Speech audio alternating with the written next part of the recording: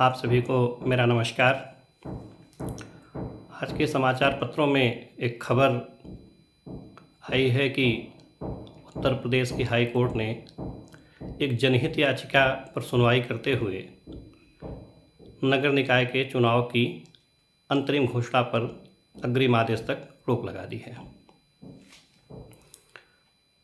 सवाल उठता है कि ये पीआईएल क्या है, जनहित याचिका क्या होती है, ये कैसी याचिका होती है जो बाकी से अलग होती है।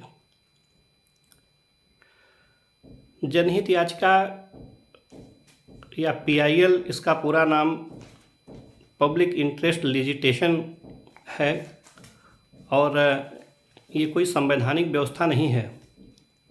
भारत के संविधान में कहीं भी जनहित याचिका का उल्लेख नहीं हुआ है। इसकी व्यवस्था सर्वप्रथम भारत के मुख्य न्यायाधीश जस्टिस पीएन भगवती साहब ने करी थी और उन्होंने कहा था कि हम किसी भी मुकदमे को, अगर आप एक पोस्टकार्ड के माध्यम से भी कोई जनहित की समस्या है और आप उसको भेजते हैं तो हम उसे जनहित याचिका के रूप में स्वीकार कर लेंगे।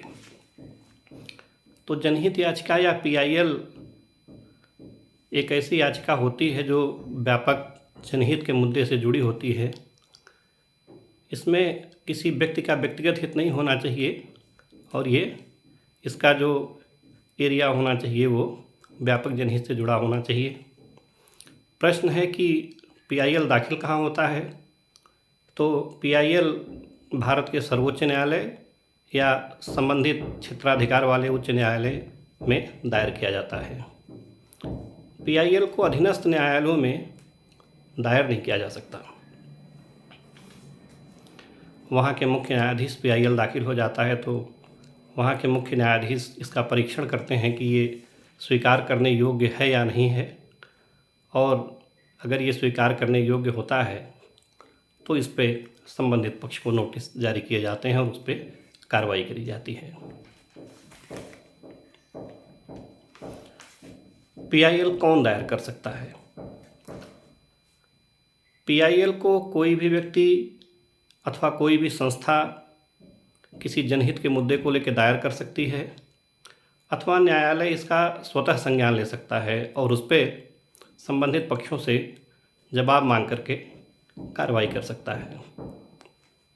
जनहित याचिका और सामान्य याचिकाओं में अंतर यही होता है, जो पहले तक की व्यवस्था थी उसमें आप न्यायालय में कोई भी याचिका तभी दाखिल कर सकते थे जब आप स्वयं एक पक्ष हों, आप स्वयं पीड़ित हों या आप स्वयं आपको न्याय के लिए अदालतों की आवश्यकता पड़ती थी। लेकिन जनहित याचिका में ये बाध्यता नहीं है। इसमें मुद्दे जनहित के होने चाहिए, व्यापक हित के होने चाहिए।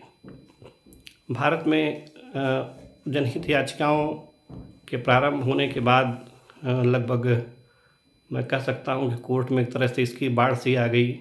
बहुत से गंभीर अगंभीर व्यापक हित की आड़ में निजी हित साधने के लिए भी बहुत सारी जनहित याचिकाएँ या पीआईएल दाखिल होने लगे। इसलिए माननीय न्यायालय इसका समुचित परीक्षण करता है और भारत में जो जनहित याचिकाओं के स्वीकार करने की दर है लगभग 40 से 45% के बीच में है।